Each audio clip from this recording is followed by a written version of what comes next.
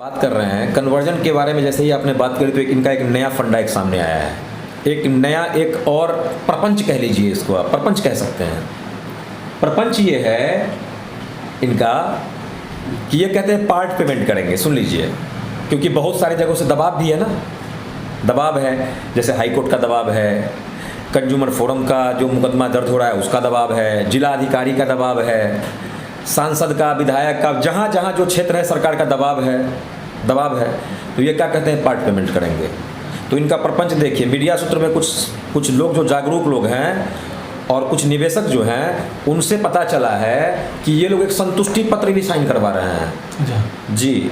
जैसे सोसाइटी के मेंबर हैं आप, तो आपसे संतुष्टि पत्र पर सिग्नेचर करवाया जाएगा। मान लीजिए मान लीजिए कि आपका 1 लाख रुपया जमा है, ठीक।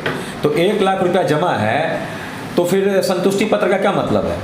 भाई मेरा 1 लाख रुपया जमा है, मेरी मैच्योरिटी 2 लाख हो गया, हमें दे दो, फिर हम संतुष्टि पत्र पर दस्तखत करेंगे? नहीं।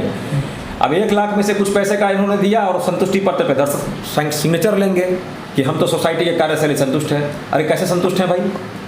आप हमारा पूरा पैसा पेमेंट करेंगे तब तो हम संतुष्ट होंगे।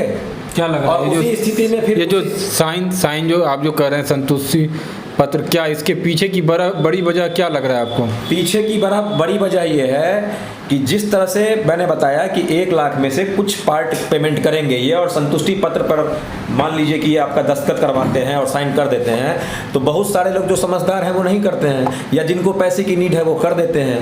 तो इनके पास जब बल्क में हो जाएगा तो ये सेंट्रल रजिस्ट्रार को भेजेंगे कि भाई हमारे पास जो आपके पास जो इतनी शिकायतें आ रही है उसके बदले देखिए कि संतुष्टि पत्र कितने मेंबर हमसे संतुष्ट हैं।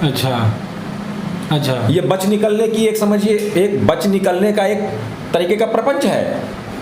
ये कॉन्स्पिरेसी के तहत किया जा रहा है, तो इनको तो शर्म आनी चाहिए। आती नहीं है ना, प्रॉब्लम है कि आती नहीं है, बेशर्म लोग हैं बिल्कुल। निवेशकों का पैसा आप खा के बैठे हैं, आप दीजिए ना। क्रेडिट कोऑपरेटिव सोसाइटी कानून कौन बनाता है? सरकारें कानून बनाती है ना।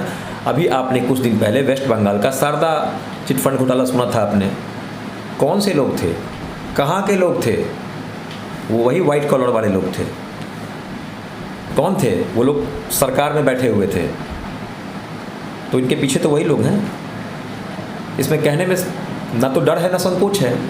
शारदा का मामला देख लीजिए ना, उन लोगों ने उसी एक्ट का फायदा उठा के तो यही काम किया।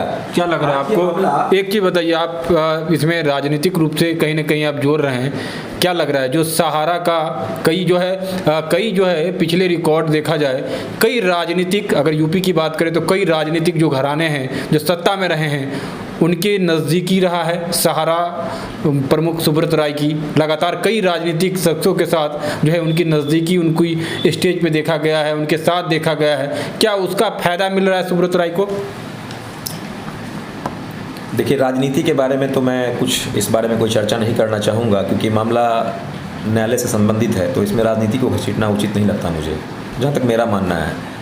लेकिन जहाँ तक मैंने आपको संकेत दिया है, जैसे मैंने आपको एक उदाहरण दिया है, तो उदाहरण में वो मीडिया में तो प्रस्तुत है, वारंट जारी हुए हैं, गिरफ्तारियाँ हुई है, सब कुछ हुई है। शारदा घोटाला का मैंने चर्चा किया है ना, तो स्पष्ट रूप से जाहिर करता है ना कि कौन लोग हैं इसके पीछे, कौन लोग कर रहे हैं। वही वाइट कलर वाले लोग कर रहे हैं। शारदा घोटाले में क्या हुआ? कितने लोगों ने आत्महत्या कर लिया, कितनों के सपने उजड़ गए, बर्बाद हो गए। तो ये कहीं ना कहीं एक संगठित लूट है, ये घोटाला है। मुझे लगता है कि क्रेडिट कोऑपरेटिव सोसाइटी एक्ट में संशोधन करने की भी आवश्यकता है। आज सहारा इंडिया का ये मैनेजर, जिसके बारे में मैं आपको बता रहा हूँ, ये जो जजमेंट है, ये कहता है कि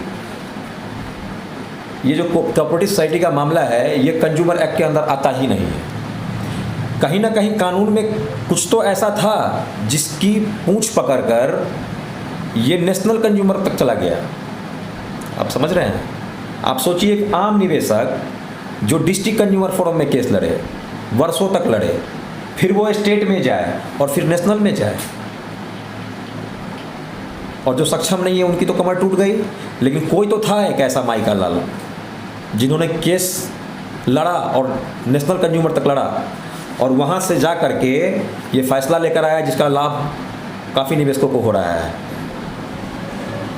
तो कहीं ना कहीं कानून की कमियों का फ़ायदा उठाते हैं ये। चलिए दूसरी तरफ हम ये अंत में जानेंगे जो कि जो निवेशक हैं, जो कई हम लोग देखते हैं दर दर की जो है कार्यालय का चक्कर लगातार वो काटते हैं, जिस पे एक कहावत है तारीख पे तारीख तारीख, जो कोर्ट की इशू है, कोर्ट का जो लैंग्वेज है, टैगलाइन है, उस टैगलाइन से उनको जूझना पड़ रहा है। वहाँ भी उनको तारीख दिया जाता है, तारीख पे तारीख लगातार। उनको लेकर उनके लिए क्या कहेंगे आप? किस तरह से वो एक बंद हो, किस तरह से वो लीगल फाइट करे अपना, किस तरह से लड़ाई लड़े?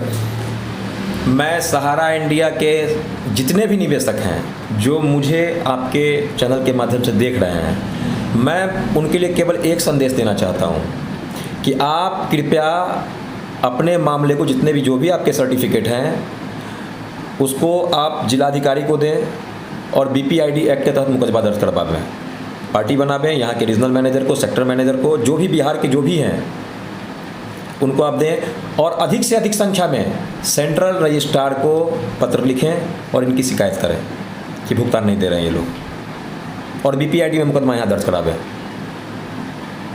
आखिर क्या वजह है कि एक सोसाइटी से इनका भुगतान नहीं हो रहा है और फिर भी ये लोग भुगतान ले रहे हैं? अभी दिल्ली हाई कोर्ट ने जस्ट इनके हमारा इंडिया के सोसाइटी सहारा इंडिया पर इन्होंने अभी रोक लगाई है, जस्ट कुछ दिनों पहले। आप देख लीजिए, high court, Delhi high court का फैसला है जिसके विरोध में लोग सुप्रीम कोर्ट में गए हैं अभी तुरंत। तो कहीं ना कहीं मामला है, तभी तो हाई कोर्ट रोक लगा रहा है कि आप नया आप निवेश नहीं करा सकते हैं। तो कहीं ना कहीं इनमें त्रुटि है और संगठित लूट है। चलिए, तो ये हमारे साथ कल्पनेश कुमार जी थे, जो पूरी तरीके से लीगल जो है सहारा को लेकर लगातार जो है रिसर्च, लगातार स्टडी कर रहे हैं। जो वस्तु स्थिति है, कई मामले सहारा को लेकर आ रहे हैं, कई कोर्टों में मामले चल रहे हैं। हम इसलिए ये कर रहे हैं क्योंकि न्याय अगर आपको देरी से मिलता है तो फिर आपके साथ अन्याय होता है। ये बड़ी बात है, क्योंकि अगर न्याय में देरी होती है तो आपके साथ अन्याय हो रहा है। फिर ये कोर्ट को कहीं ना कहीं सरकार हमेशा से जनता को लेकर, आम लोगों को लेकर बात करती है, लेकिन देखिए करोड़ों निवेशक हैं इसमें और लाखों करोड़ रुपया, और इनकी अचल संपत्ति देखिए, लाखों करोड़ में अचल संपत्ति है। सुब्रत राय 200 करोड़ के पेरोल पे बाहर चल रहे हैं, लगातार कई वर्षों से बाहर हैं पेरोल पे। उनको क्या फर्क पड़ता है जो कि उनकी सहारा और सेबी लड़ाई चल रहा है? उनको क्या फर्क पड़ेगा?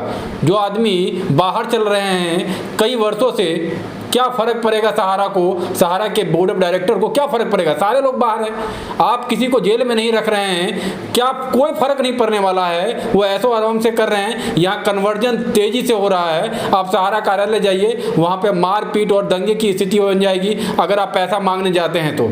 बड़ी वजह है, बड़ी मामले हैं यहाँ पे, ये जैसा कि बता रहे हैं। तो कई मामले में जो है आप जो है यहाँ जो है जुड़ सकते हैं, यहाँ DM साहब से भी बात कर सकते हैं। कई बिहार सरकार के द्वारा भी नोटिफिकेशन आया है।